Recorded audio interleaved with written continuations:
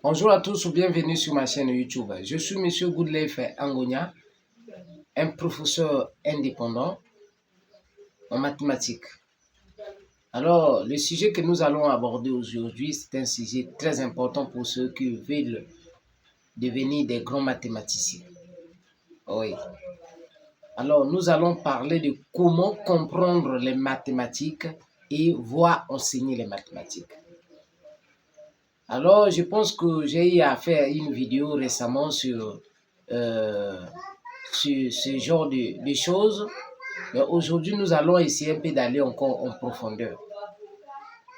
Parce que je pense que cette vidéo n'a pas atteint réellement son objectif. N'a pas touché le maximum des gens.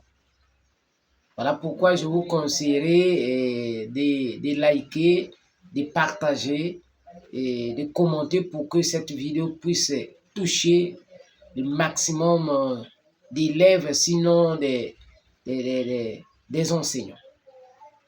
Alors, la première des choses que vous devez faire pour être un bon mathématicien, vous devez lire votre cours. Prenez le temps de lire votre cours. Ne cherchez pas à comprendre les cours dans les exercices avant que vous puissiez lire d'abord le cours. La première des choses, c'est de lire le cours et de bien comprendre le cours. Sinon, vous aurez des problèmes. Vous allez dire c'est difficile alors que ce n'est pas difficile. Je peux oser dire que les mathématiques, c'est parmi les matières les plus faciles. Vous allez certainement me dire comment? Oui. Parce que beaucoup de gens appliquent mal les mathématiques. Voilà pourquoi ils pensent que les mathématiques sont difficiles. Or, réellement, à bien voir, les mathématiques ne sont pas difficiles. Donc, nous allons essayer un peu de vous donner des petits conseils qui vous permettront nettement de bien comprendre et voir et d'être maître, même d'enseigner les autres. Les secrets des mathématiques, la première des choses, se base sur le cours. Vous devez lire votre cours. Cherchez à comprendre le cours. Et dès lors que vous avez compris le cours, la deuxième des choses, qu'est-ce que vous devez faire? Cherchez à appliquer le cours. Quand nous parlons d'application ici, l'application ne veut pas dire prendre des exercices difficiles. Généralement, vous allez constater avec moi, quand on applique la chose, on prend un petit exercice. Donc, des choses les plus simples. Donc, je venais de vous dire, vous faites quoi? Lisez le cours, comprenez le cours, appliquez le cours. Appliquer le cours ici dont je parle, c'est de prendre les petits exercices. Les exercices qui apparaissent encore un peu plus clairs et plus simples. C'est comme cela que vous allez maintenant appliquer votre cours. Ne passez pas à des exercices difficiles parce que ça ne sera pas facile pour vous de comprendre les mathématiques de cette manière-là. Il faut d'abord passer par des exercices très simples. Et ne cherchez pas à compliquer aussi les choses très tôt. Maintenant, dès lors que vous avez fini de faire votre exercice d'application, sinon vos exercices d'application, alors vous allez maintenant monter petit à petit. Qu'est-ce que j'appelle monter par petit à petit ici? Monter petit à petit, c'est de chercher des exercices assez difficiles. Au fur et à mesure que vous comprenez, vous allez petit à petit. C'est comme cela que j'ai appris les mathématiques. Oui, parce que quand vous avez compris le cours et que vous passez directement par des exercices très complexes, je vous assure que ça ne sera pas facile pour vous. La première des choses, c'est d'appliquer. La deuxième des choses, la première des choses, c'est de comprendre le cours. La deuxième, c'est d'appliquer et vous allez appliquer au fur et à mesure. Un petit exercice. Vous avez compris. Prenez le deuxième exercice. Prenez le troisième exercice. Prenez. Au fur et à mesure, vous allez traiter chaque exercice à sa manière de traitement, bien sûr. Alors, maintenant, en ce qui concerne l'exercice assez difficile, regarde ce que je vais vous dire. Vous allez faire comment? Cherchez un exercice que vous avez compris. Dernièrement, je vous avais parlé de ça.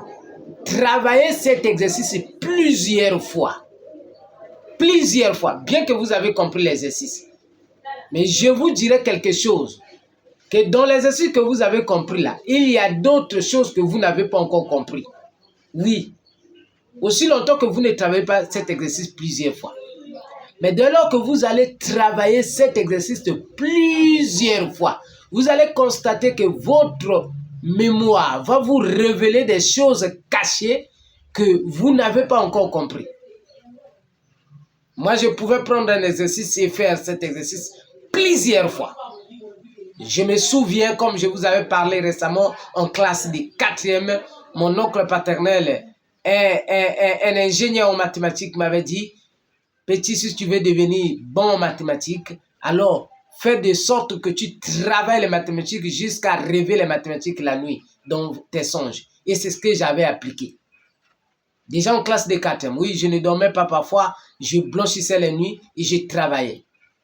Arrivé à un moment donné, j'ai commencé à rêver, même dans les songes, en train de travailler.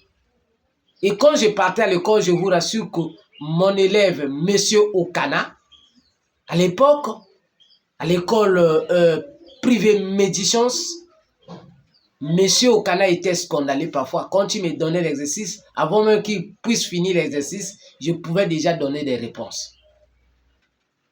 Et à l'époque, je vais vous faire rire.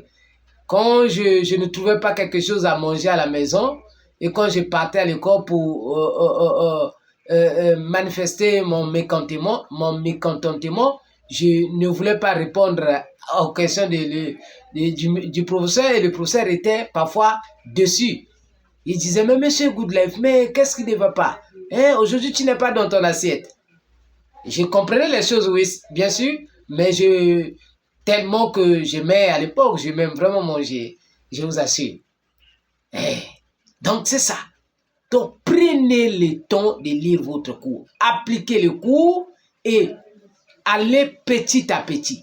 Et quand vous avez compris l'exercice, si vous voulez approfondir votre niveau, travaillez cet exercice plusieurs fois. Plusieurs fois, je dis plusieurs fois.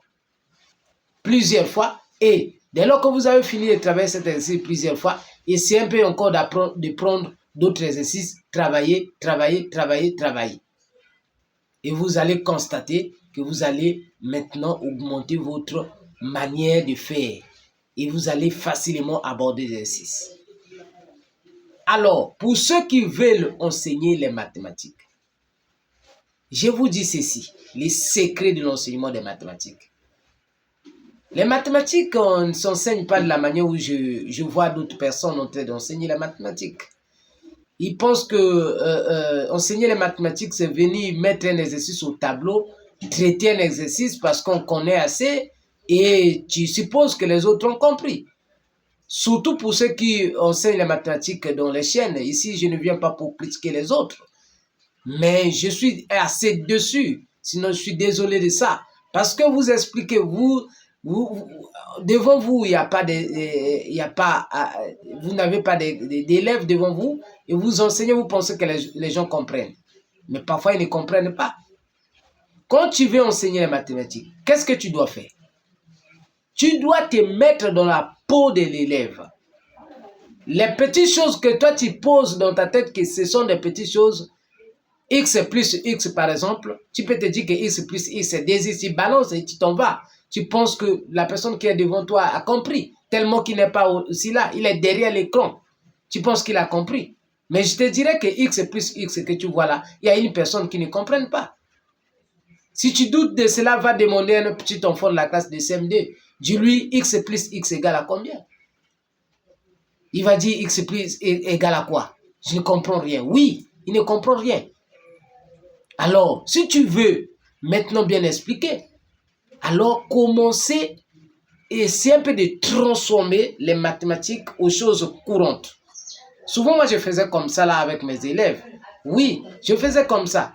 Même jusqu'alors, si je vais expliquer à un petit enfant, très facilement, je lui explique. Je prends l'exemple, x plus x, je peux lui dire, bon, x plus x est égal à d. Il va poser des questions. X plus x égale à comment, papa? Ou comment, monsieur? Je lui dirais simplement, oui, si vous avez un pain plus un pain, ça vous donne combien? Des pains, non? Oui, ça donne des pains, monsieur. Oui, des pains, ça donne des pains. Vous voyez? Alors, les des pains, donc, ça veut dire quoi? Les pains, c'est les X. Oui, donc, X plus X égale à combien? Des X. Oui, Z plus Z égale à combien? Et là, elle va facilement comprendre. Oui, égale à des Z. Si je peux, par exemple, lui expliquer la notion des signes, je lui dis souvent, j'explique à mes élèves comme ça. Je dis, moins 5 plus 2 est égal à combien? Moins 5 plus 2 est égal à moins 3. Oh, moins 3 comment? Oui, moins 3 parce que si vous avez des pains et qu'on vous demande 5 pains, il vous manque combien? Il nous manque 3 pains. Voilà. Le moins là, c'est le signe manqué. Vous voyez un peu la stratégie de l'enseignement. Donc voilà pourquoi je suis en train de vous dire, il faut se mettre dans la peau de l'élève. Ne faites pas, n'allez pas du but en blanc comme ça, ne travaillez pas comme d'autres font. Ils apprennent. Les petites choses que vous voyez là sont petites, bien sûr, pour vous, mais ne sont pas petites pour les autres. Donc, merci. Si cette vidéo vous a plu, likez et partagez pour aider beaucoup de gens. Pour ceux qui sont, je suis là disponible. Je pense que je venais de faire une vidéo récemment sur ce que je viens de vous dire. Alors, tout de suite, nous allons essayer.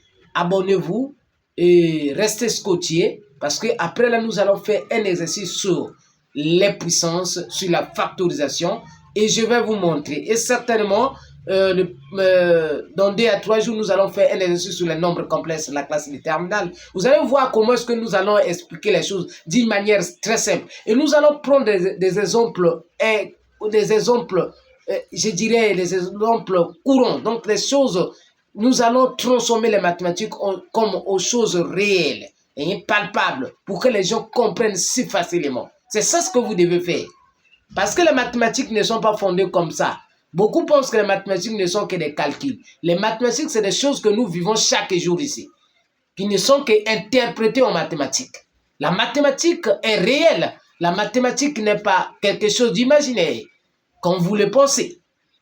Alors, si cela vous a plu, abonnez-vous massivement, partagez, likez pour atteindre un nombre assez important pour que beaucoup de gens plutôt puissent entendre ce que je viens de vous balancer. Merci, à la prochaine.